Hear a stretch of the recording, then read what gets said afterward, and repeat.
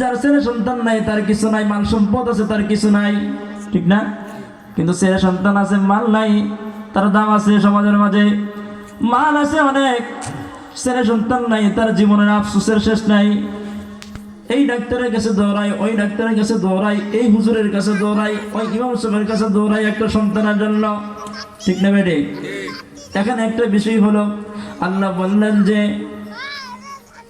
চতুর্থ নম্বর আল্লাহ যে প্রতিদান দিলেন, আল্লাহ বলেন ও বানিন, আল্লাহ বলেন বান্দা যখন বেশি বেশি ইস্তেগফার করো, আমি আল্লাহ তাআলা ওই বান্দাকে আমি সন্তান আদি দান করব। সুবহানাল্লাহ। আল্লাহ বলেন কার নিকট চাওয়ার জন্য? আল্লাহ তাআলার কাছে। কার কাছে? নাকি খাজা বাবার কাছে? কার কাছে? তাহলে যার সন্তান আদি হয় না এবং যার হয়, যার আরো দরকার, তারে কি পড়বো? বেশি বেশি করে ইস্তেগফার করব, বেশি বেশি করে। চতুর্থ নম্বর প্রতিদান কি আল্লাহ তাআলা দিলেন? চতুর্থ নম্বর প্রতিদান কি? ছেলে সন্তান। সন্তান আদি, ছেলে সন্তান না, ছেলে সন্তান শুধু ছেলে সন্তান হয়ে গেল। সন্তান আদি, সন্তান আদি বললে কি হয়? যে ভাই আপনার সন্তান আদি কয়জন? ভাই আমার 5 ছেলে 3 মেয়ে, 3 ছেলে 5 মেয়ে। তাহলে আপনি যদি বলেন শুধু সন্তান, ছেলে সন্তান, তাহলে হলো না। আল্লাহ আপনার কি করবেন? মেয়ে সন্তান অথবা ছেলে সন্তান, আল্লাহ যেটা ভালো মনে করেন আল্লাহ দান করবেন। পঞ্চম নম্বর ধরেন, পঞ্চম নম্বর আল্লাহ তাআলা বলেন বান্দা যখন দুনিয়া থেকে যখন চলে যাবে, তার যখন মৃত্যু হয়ে যাবে, প্রতিটা বান্দা চাইবে, কি চাইবে? আল্লাহ বলেন প্রতিটা বান্দা চাইবে যে তাকে জাহান্নাম থেকে উদ্ধার করে জান্নাতে দেওয়া হোক। আল্লাহ বলেন ওয়ায়াজআল লাকুম জান্নাতি ওয়ায়াজআল লাকুম আনহারা। আল্লাহ বলেন আমি বান্দাকে, যে বান্দা বেশি বেশি ইস্তেগফার করবে, আমি আল্লাহ ওয়াজআল্লাকুম জান্নাত, আমি তাদের জন্য জান্নাত দিব, আখিরাতের মাঝে জান্নাত দিব। কেমন জান্নাত? 10 দুনিয়ার মতো জান্নাত।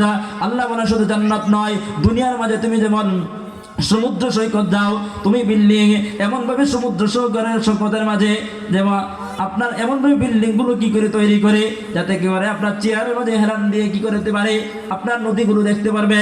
আল্লাহ বলেন আমি এমন জান্নাত দান করব, যে জান্নাতের মাঝে চেয়ারের মাঝে তুমি হেলান দিয়ে তুমি কি করবা? নদী দেখতে থাকবা। সুবহানাল্লাহ। আল্লাহ বলেন বান্দা তোকে তো তুই আগে দুনিয়ার মাঝে যে পানি আছে, যে নহর আছে, পানির নহর, আল্লাহ বলেন না না, দুনিয়া তো পানি নহর তো দেখে আসছো।